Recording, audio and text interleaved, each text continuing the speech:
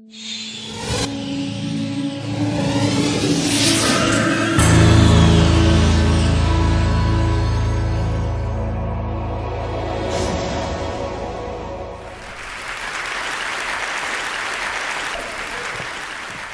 I'll start with this. A couple of years ago, an event planner called me because I was going to do a speaking event. And she called and she said, I'm really struggling with how to write about you on the little flyer. And I thought, well, what's the struggle? And she said, well, I saw you speak, and I'm going to call you a researcher, I think, but I'm afraid if I call you a researcher, no one will come because they'll think you're boring and irrelevant. And I was like, okay. And she said, but the thing I liked about your talk is, you're a storyteller, so I think what I'll do is just call you a storyteller. And of course, the academic, insecure part of me was like, you're going to call me a what? And she said, I'm going to call you a storyteller. And I was like, oh, why not Magic Pixie? I was like, let me think about this for a second. And so I tried to call deep on my courage, and I thought, I am a storyteller. I'm a qualitative researcher. I collect stories. That's what I do. And maybe stories are just data with a soul, and maybe I'm just a storyteller. So I said, you know what?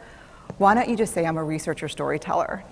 And she went, there's no such thing. So I'm a researcher storyteller. And I'm going to talk to you today. We're talking about expanding perception. And so I want to talk to you and tell some stories about a piece of my research that fundamentally expanded my perception and really actually changed the way that I live and love and work and parent. And this is where my story starts. When I was a young researcher, doctoral student, my first year I had a research professor who said to us, here's the thing, if you cannot measure it, it does not exist. And I thought he was just sweet-talking me. I was like, really? And he's like, absolutely. So you have to understand that I have a bachelor's in social work, a master's in social work, and I was getting my PhD in social work. So my entire academic career was surrounded by people who kind of believed in the life's messy, love it, and I'm more the life's messy, clean it up, organize it, and put it into a bento box. And so to think that I had found my way, to found a career that takes me, really one of the big sayings in social work is lean into the discomfort of the work. And I'm like, knock discomfort upside the head and move it over and get all A's. That was my mantra. So I was very excited about this. And so I thought, you know what? This is the career for me because I am interested in some messy topics, but I want to be able to make them not messy. I want to understand them. I want to hack into these things that I know are important and lay the code out for everyone to see. So where I started was with connection, because by the time you're a social worker for 10 years, what you realize is that connection is why we're here. It's what gives purpose and meaning to our lives. This is what it's all about. It doesn't matter whether you talk to people who work in social justice and mental health and abuse and neglect. What we know is that connection, the ability to feel connected, is neurobiologically, that's how we're wired, it's why we're here. So I thought, you know what, I'm going to start with connection.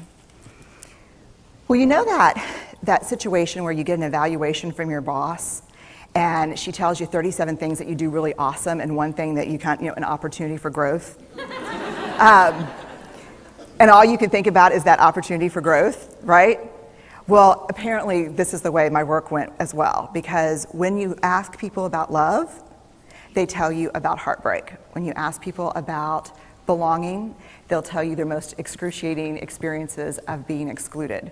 And when you ask people about connection, the stories they told me were about disconnection. So very quickly, really about 6 weeks into this research, I ran into this unnamed thing that absolutely unraveled connection in a way that I didn't understand or had never seen. And so I pulled back out of the research and thought, I need to figure out what this is. And it turned out to be shame. And shame is really easily understood as the fear of disconnection. Is there something about me that if other people know it or see it, that I won't be worthy of connection? The things I can tell you about it, it's universal. We all have it. The only people who don't experience shame have no capacity for human empathy or connection. No one wants to talk about it, and the less you talk about it, the more you have it. What underpinned this shame, this I'm not good enough, which we all know that feeling, I'm not blank enough, I'm not thin enough, rich enough, beautiful enough, smart enough, promoted enough. The thing that underpinned this was excruciating vulnerability. This idea of, in order for connection to happen, we have to allow ourselves to be seen, really seen. And you know how I feel about vulnerability. I hate vulnerability. And so I thought, this is my chance to beat it back with my measuring stick. I'm going in, I'm going to figure this stuff out, I'm going to spend a year, I'm going to totally deconstruct shame, I'm going to understand how vulnerability works, and I'm going to outsmart it. So I was ready, and I was really excited. As you know, it's not going to turn out well.